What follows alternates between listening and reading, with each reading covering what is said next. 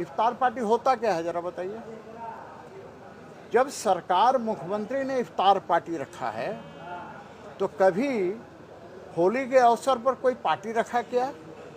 जो इस देश की गंगा जमनी तहजीब में आस्था रखते हैं वैसे लोग निश्चित रूप से चल कर आएंगे, लेकिन जिनकी आंखों पर एक रंग का चश्मा लगा है वो लोग चलकर नहीं आएंगे। कभी दिवाली के अवसर पर कोई पार्टी रखा क्या?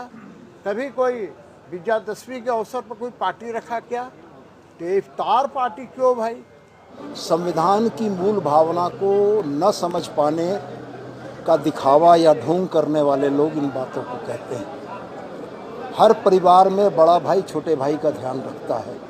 तो सवाल यह है कि सरकार तुष्टीकरण नीति अपनाती है और यही कारण है कि इफ्तार पार्टी करती है, उसके सत्ता में बैठे हुए लोग करते हैं। संविधान निर्माताओं ने इस देश के बहुसंख्यक समाज को अल्पसंख्यक समाज के हितों के ध्यान रखने की एक जवाबदेही सौंपी थी, और इसी जवाबदेही की परंपरा में आपने देखा होगा कि समाज के छोटे या अल्पसंख्यक समूहों को समाज की मुख्यधारा में रखने के लिए इन परंपराओं को शुरू से आहूत किया गया है।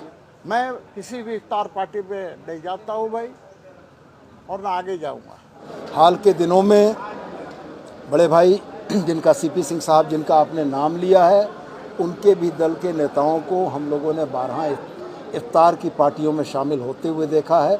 मैं तो आपसे आग्रह करूंगा कि उनसे ही पूछा जाना चाहिए कि अगर भाजपाई होने के पैमाने पर 100% उस कसौटी में सीपी सिंह खरे उतर रहे हैं, तो जो लोग इफ्तार की पार्टियों में जाते हैं वो क्या भाजपाई नहीं है? देखिए, मैं बीजेपी के बारे में नहीं जानता। सीपी सिंह किसी के इफ्तार पार्टी में शामिल नहीं होता है, न होगा। तो ऐसा नहीं कहना है कि कोई किन्हीं के पास संसदीय ज्ञान की कमी है।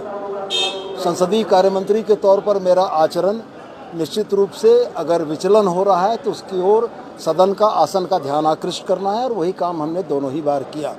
माननीय सदस्य जिस तरीके से सीधे तौर पर मंत्री जी से बात कर रहे थे, ये सदन की मर्यादा नहीं है। सदन की मर्यादा यह है कि हम लोग जो भी प्रश्न करते हैं, जो भी वक्तव्य देते हैं, वो आसन के माध्यम से होता है। ऐसा नहीं है। देखिए, कोई किसी को पीड़ा क्यों पहुंचाएगा? मुझे नहीं लगता कि कोई किसी को पीड़ा पहुंचाने का काम कर रहा है। लेकिन टोका टोकी होती है, पहले भी होती थी। पहले छोटा सदन था तो वहाँ पर यही सत्ता में बैठे हुए लोगों ने क्या क्या उधम नहीं मचाया था। लेकिन भारतीय जनता पार्टी विपक्ष में रहकर विपक्ष की भूमिका निभा रही है और शांतिपूर्ण ढंग से सरकार के कामकाज में, सदन के कामकाज में सहयोग कर रही है। तो मैंने उनको यही कहा कि माननीय सदस्य नए हैं, आसन की ओर अपनी बातों को रखें, आसन जो उचित समझेगा नेमन देगा।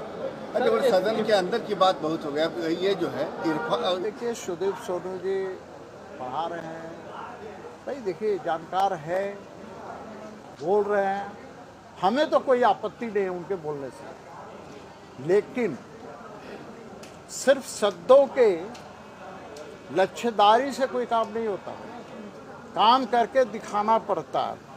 मैंने अभी गलत क्या कहा कि पुलिस की आन बान शान खाकी है, कल खाकी कोई पहन लेगा क्या?